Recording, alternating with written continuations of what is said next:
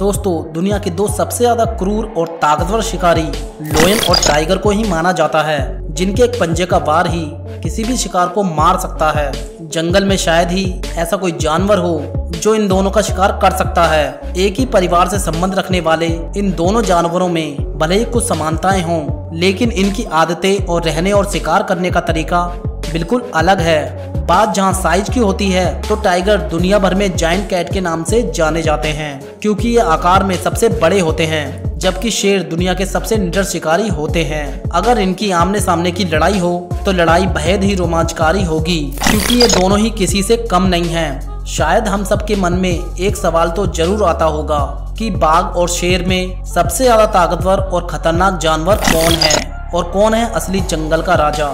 आज हम इस वीडियो के जरिए आपके सवाल का जवाब दे पाएंगे। चलिए वीडियो शुरू करते हैं। नमस्कार दोस्तों, स्वागत है आपका न्यू ऑन फैक्ट की दुनिया में। दोस्तों, वैसे तो वाइल्ड कैट्स में जैगुआर, चीता और लेपर्ड भी शामिल हैं, जो उतने ही ताकतवर और फुर्तीले होते हैं, लेकिन आज हम पहले और दूसरे स्थान पर दावेदारी रखने वाले इन दोनों जीवों के बारे में ही बात करेंगे, जो लायन और टाइगर हैं। दोस्तों, ये एक साथ जंगल में कभी नहीं रहते।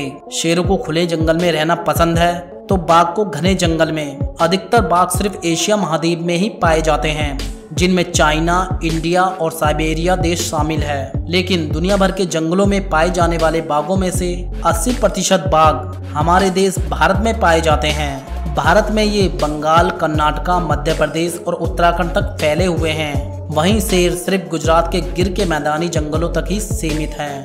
भारतीय नर बाघ का वजन 220 किलो तक हो जाता है। वहीं भारतीय नर शेर तकरीबन 180 किलो तक ही भारी होते हैं। लेकिन दुनिया में सबसे बड़ा बाघ साइबेरियन बाघ होता है, जिन्हें कैट वाइल्ड्स की प्रजाति में सबसे बड़ी बिल्ली भी कहा जाता है, जिसका वजन 300 किलो से भी अधिक हो सकता है। दोनों जीवों के बारे में एक बात तो माननी पड़ेगी कि इनकी शिकार करने की स्किल कमाल की है और इनका कोई तोड़ नहीं है। इनके शिकारी रवैये के चलते ही लोग इनसे डरते हैं। इसी वजह से इतिहास में इन जीवों का ज्यादा शिकार हुआ है, ताकि ये इंसान को नुकसान ना पहुंचा सकें। इन्हें आज भी दुनिया के सबसे डेडलीस्ट जानवरों में सबसे ऊपर रखा गया है। शेर और बाघ की शारीरिक बनावट की बात करें तो ये अपने आप में निराली है। बाघ के शरीर पर काली पट्टियां होती हैं और इनका पूरा शरीर 2 रंगों से बना होता है, एक नारंगी और दूसरा सफेद। जू में अधिकतर ये दोनों ही देखने को मिल जाते हैं, जिन्हें टाइगर और व्हाइट टाइगर के नाम से जाना जाता है। इसके विपरीत शेर के शरीर में कोई धारियां नहीं होती। शेर का रंग मट्टी कलर और भूरे कलर का होता है। दोस्तों, बाघ शेर से भी बड़ा और भारी जीव है।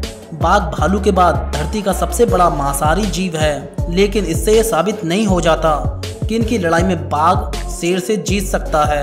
इसके लिए हमें इनकी स्ट्रेंथ, स्पीड, रहन सहन और भी कई बातें जाननी होगी। पहले बात करते हैं स्ट्रेंथ और पावर की। स्ट्रेंथ और पावर।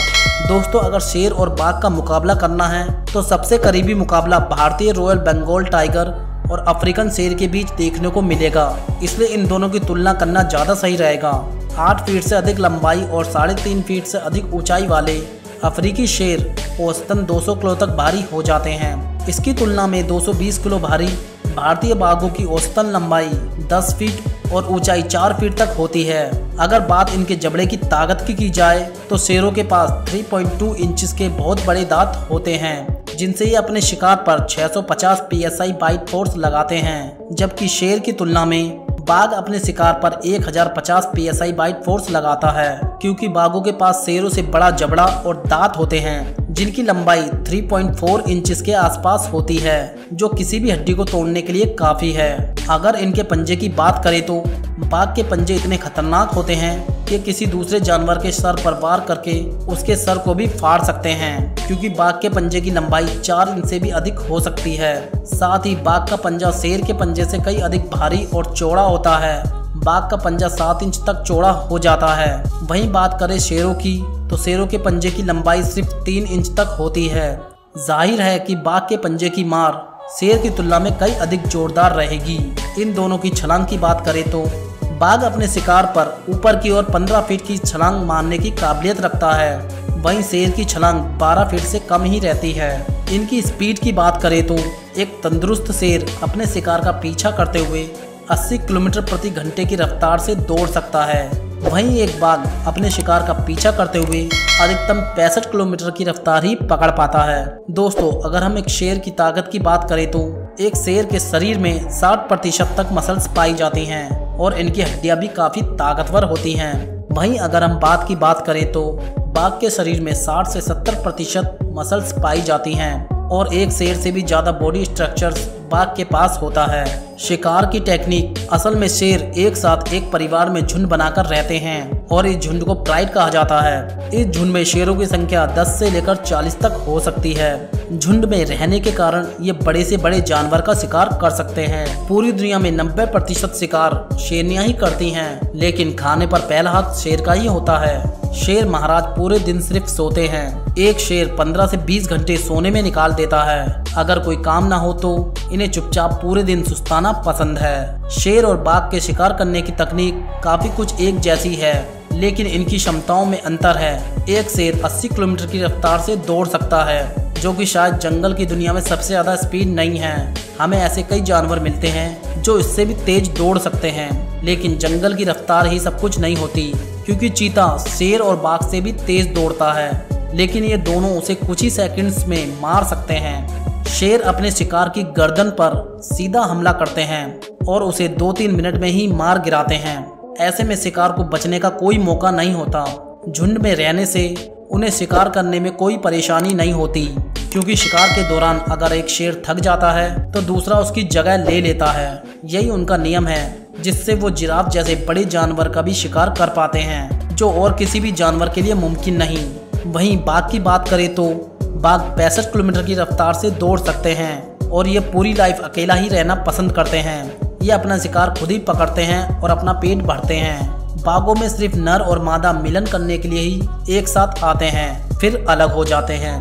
बाघ का शरीर शेर की तुलना में अधिक भारी भरकम और बड़ा होता है। इसके बावजूद बाघ का शरीर शेर के मुकाबले ज्यादा लचीला और एक्टिव होता है। बाघ भी शिकार की गर्दन पर वार करके उसका गला घोट के मार गिराता है और अकेला उसे खा लेता है।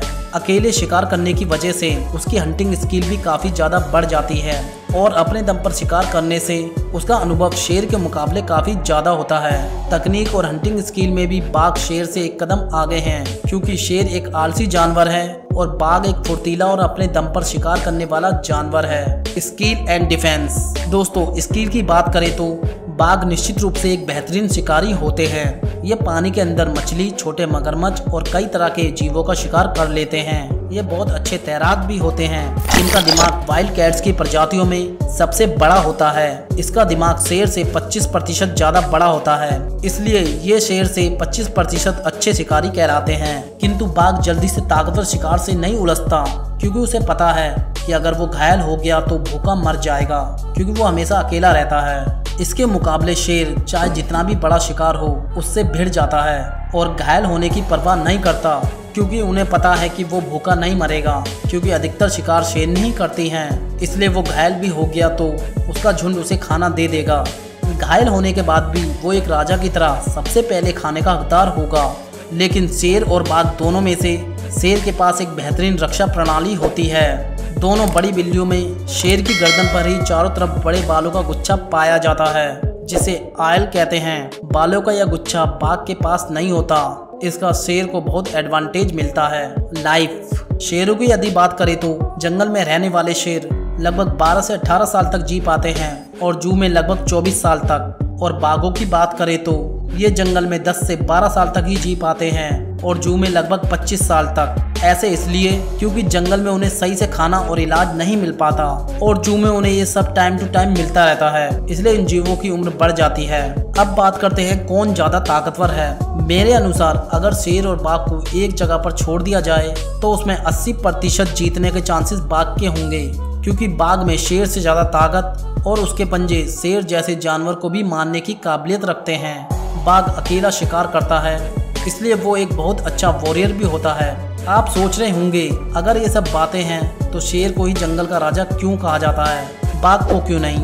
इसके पीछे 2-3 कारण हैं।